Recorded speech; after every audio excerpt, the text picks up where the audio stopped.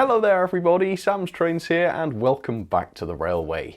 Today is quite a big day because for the first time ever I'm going to try to build the new locomotive that I've been working on.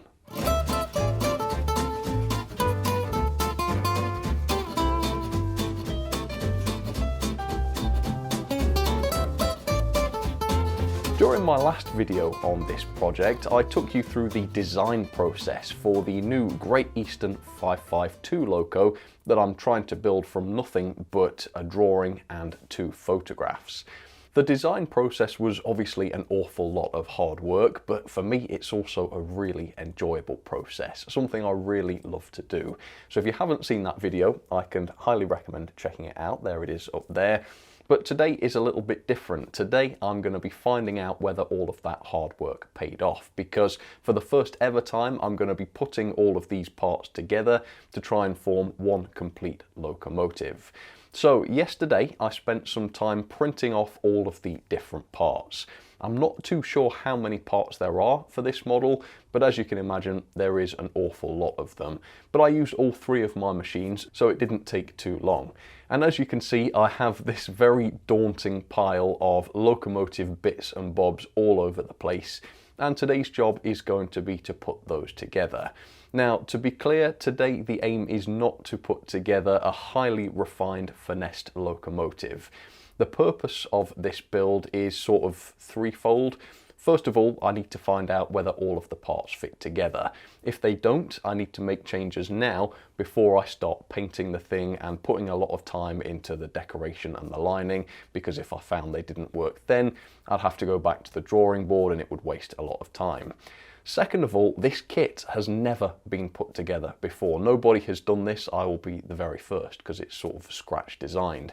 So I need to learn how to put this kit together. I need to know what I'm doing before I put all of that time into the painting and the decorating, because if I make a mistake then, again in terms of time, it's going to be very, very costly. I also need a prototype that I can just put on the track and test and work out any final bugs before that final version of the model is put together. So I'm not going to be ultra careful today. I'm not going to be spending ages getting everything perfectly straight. I'm just going to be putting the thing together, getting everything into the right place, just roughly speaking, trying to figure out the right order for assembling the locomotive, and of course just checking everything fits. So let's get started. Let's see how it goes. So I've decided to start by preparing the chassis. So the first job is to insert the motor into the motor mount. Now, because this is just a prototype, I'm not going to fix this motor in permanently, so I'm just using a small amount of blue tack just to hold the motor in. On the final model, I'm actually going to glue the motor into this bracket. Now, you would say if this was a professionally manufactured model, well, what about replacement motors? That's really annoying. Well, this is very different from a professionally manufactured model because I'm making all of the pieces myself. So if the motor fails one day and I need to replace it, in 1 hour, I can produce a new motor mounting and just replace the whole unit. And I think that's going to be the best way of doing it. This way the motor's going to be really nice and secure.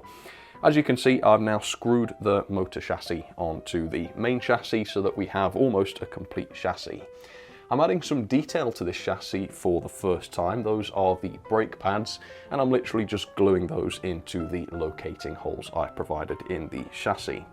Now, I want to screw the 2 parts of the body together as soon as possible, but before I do, I want to get some of the more fiddly details fitted to the running plate. So this includes the steps, the little steps on the curved section of the running plate, and also the lamp brackets. I managed to lose one of the 3 lamp brackets, but that shouldn't matter. I've still got 2 of them, so as long as these fit, I will trust that the 3rd one will as well.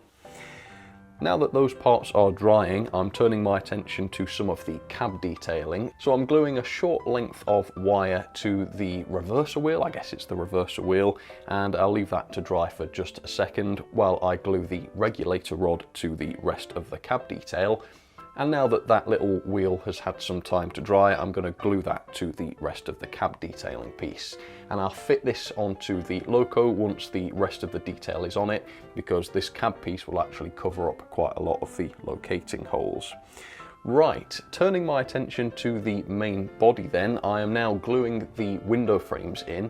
These are separate so that I can separately paint them so that they'll be a different colour from the rest of the body, and I won't have to try and mask them off or anything like that. Now then, I can screw the lower body to the upper body, which is basically the running plate to the main Loco body. There will be a second screw to hold all of this together, but that also goes through the chassis as well, so I'll have to put that on later on. The next piece of detail to go on would be these little valves that go on the side of the boiler.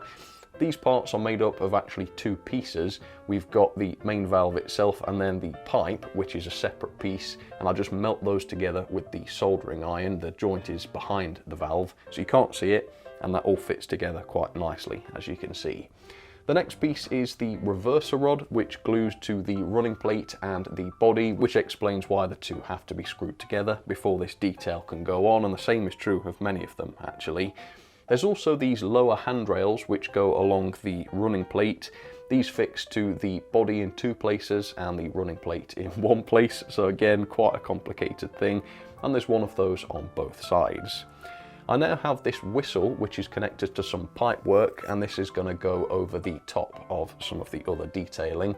This piece could have done with being a bit longer actually, because it's having to reach around some of the other details. It didn't quite go into the running plate as well as I'd hoped, so I'm going to extend that piece by about 0.8 millimeters just to give it a bit better purchase in the running plate. It doesn't matter if this stuff pokes through the bottom of the running plate a little bit. I'm now adding the main handrails to the locomotive. This is a tricky process because it's one single piece. So I'm gluing it on at the front to start with and holding these in place because if you remember from the design video, these handrails are going to twist into position. So once the front end has been allowed to dry a little bit, I'm now gluing the rest of those pieces in, and overall I'm quite happy with the result. I think that looks pretty good.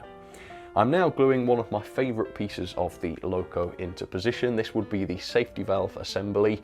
Two pieces, and as you can see that fits beautifully into the hole on the top of that little dome, and then the pipe fits into the cab as well. That looks absolutely awesome. Really happy with that. Another major detail that I have to put on is the dome. Again, this is separately fitted so that it's easier to line the locomotive, and that seems to fit really nicely. And there's also this little pipe on the top of the smoke box, which I almost forgot about, so let's put that on there, and as you can see that fits nicely as well. So now that all of that detail has been added to the Loco, it is now safe for me to put the cab detail piece in, because everything else has been glued in behind it, and as you can see with a little bit of coaxing that piece fits in quite nicely.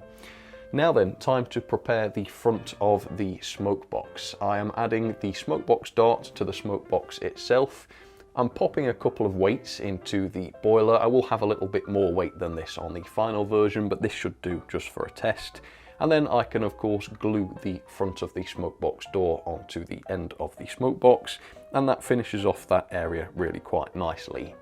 So I'm going to leave this whole assembly to dry for a while now, and I'm going to turn my attention to the tender. So the first job I've decided is to put the axles into the tender chassis, and these are held in with a base keeper plate. Now in the past, to reduce the number of screws I'm using for some reason, I've always had the base keeper plate screws holding the body on as well, but this was very inconvenient. So this time I've got separate screws for the base keeper, and that allows me to work on the rest of the tender while the wheels are still in place. I'm now adding a pickup shoe to the top of the tender with some pickups already melted into the plastic so that the tender can pick up as well. So now I'm just trimming and bending the pickups so that all four of them make good contact with the tender wheels. And as you can see, these wires are actually going to go through the little hole in the bottom of the tender and connect to the Loco's pickups so that we've got power from the tender as well. So with all the tender internals finished off, I'm now able to fit the body, and again plenty of screws here because I want it to stay on nice and firmly, so we've got 4 of those screws to hold the body on. Now comes my favourite part of the tender design. This is the axle boxes and the springs, which are glued onto the tender chassis separately. So as a result, you've got this beautiful relief on those parts, and it also means that they can be a different colour from the rest of the chassis, which will hopefully make them stand out even more than they do now on the final build. I'm also now fitting some buffers into the buffer housings. I'm just gluing these in place. Again, these are separate parts so that they can be painted separately and they can be different colours. At the moment, of course, it's all black, but that will change, of course, on the final version of the model. Let's move back to the locomotive then. I've just remembered that there's another little valve that goes on the side of the smoke box. There's nothing too complicated in the fitting of this, so it's fine that I fit that last, no problem at all.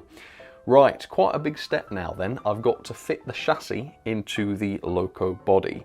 And as you can see, this seems to fit quite nicely, and there are 2 screws to hold this, one at the front and one at the back, which actually goes right through to the upper body and clamps it all together.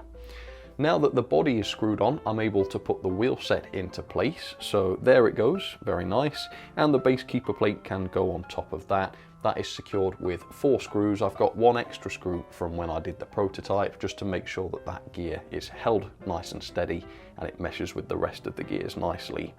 There's also a little firebox piece which glues onto the bottom of the base keeper plate, and that just gives the shape of the firebox a little bit of relief.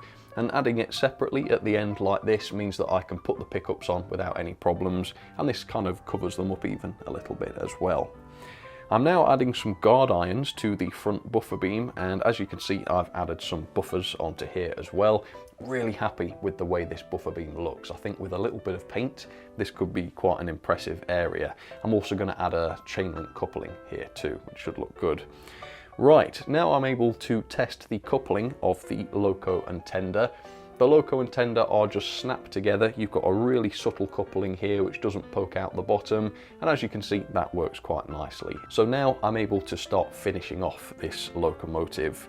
So now I'm gluing some steps onto the underside of the running plate. These steps didn't come out too well, so I might have to adjust the fit of them. However, I have noticed now that they are glued on, they seem to be good and sturdy. So I think as long as I'm careful with them, a slight tweak should make those absolutely fine. Now that the Loco is almost basically finished, I'm able to add the axle boxes to the other side of the tender, using a little bit more glue this time because the ones I put on a minute ago, one of them dropped off. So a little bit of extra glue, it's a big piece, so using a bit more glue here shouldn't make the glue too visible, hopefully not anyway. I'm now adding some really fine details to the tender. These are the little handrails and the handles, tiny little pieces, but they seem to fit into the locating holes absolutely perfectly. And yeah, these really do make the tender look good in my opinion. The coal load is going to be removable, but there's actually no point in it being removable other than the fact that it can be a separate colour quite easily. So I'm just going to glue that into place, as you can see. And just as with on the Loco's buffer beam, the tender buffer beam also is having some guard irons glued on, as well as some buffers.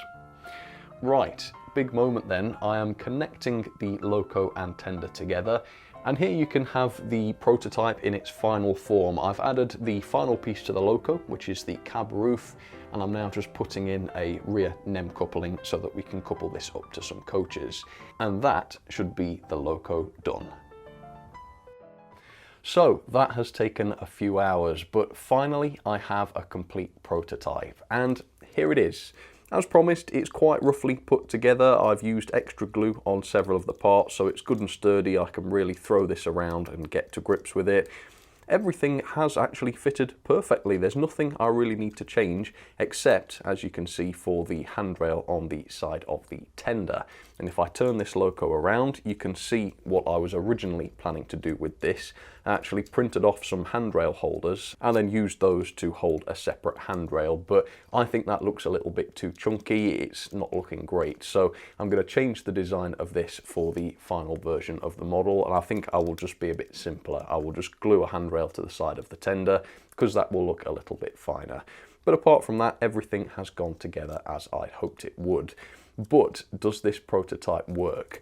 Obviously, I've tested a version of this Loco without any of the extras and details, but of course there's a lot more going on here. There's a lot more detail that might foul the mechanism, and I've made a lot of changes to the design since I tested that very early prototype as well. So let's get this onto the track, let's see how it runs, and also let's see if it can haul some coaches.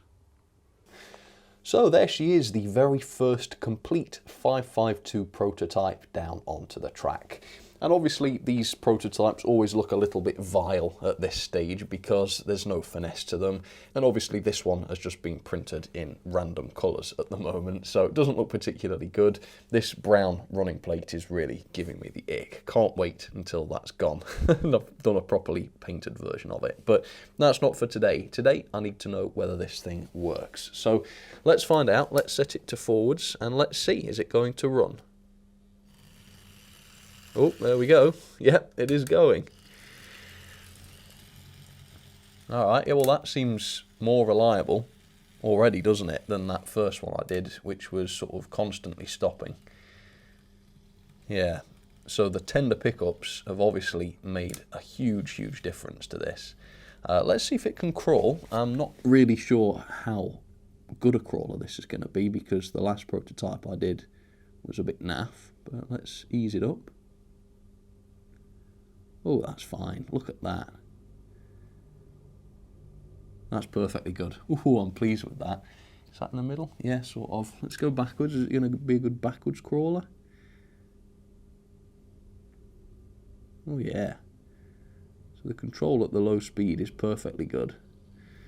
I thought there was a bit of an issue with the quartering. So I'm surprised to see it doing as well as this. But obviously I'm going to take a lot more care of sort of fitting the wheels to the tyres and quartering them on the final version. This was sort of, well, I slapped this wheel set together a long time ago and I'm still using the same one. So that is not bad at all to say how rough that is. All the tender wheels seem to be turning. It's not actually cut out yet, which is good. Over the express points, no issue at all.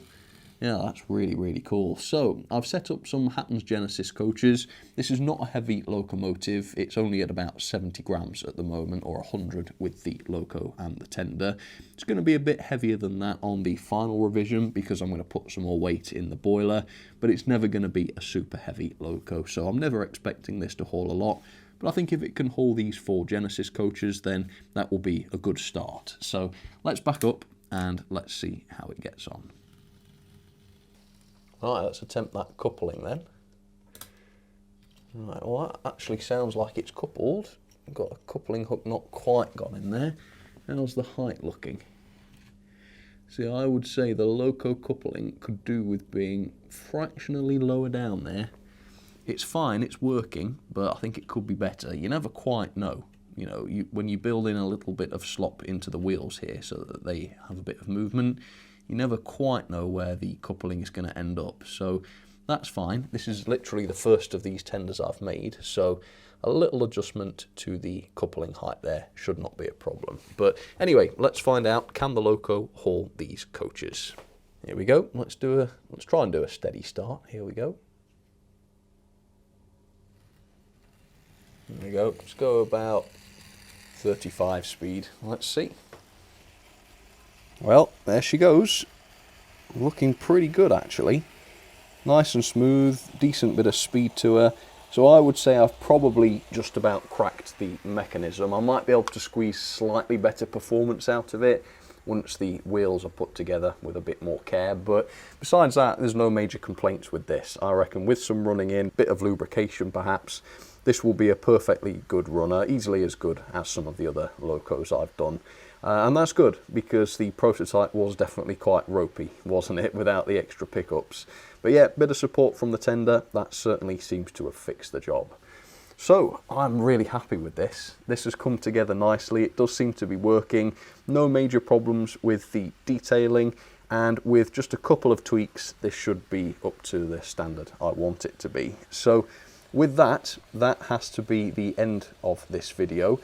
The next job for me is going to be to print every one of these parts again at higher quality. I'm going to be polishing everything up, sanding everything down, making sure everything's really nice and tidy, painting it, and then in a terrified state trying to assemble it all without destroying the paintwork that I've spent hours on. Not really looking forward to that, but I am looking forward to the finished result. Lots of work to do. I don't know when that's going to be. I've obviously got to design all of the decoration and such as well, so it's going to take time, but I will get on with it as soon as possible and I will come back to you with another video when that is done. But for now, I'll say thank you so much for watching. I hope you enjoyed this video, and let me know what you think. Have you got any tips? Have you got any thoughts on this Loco?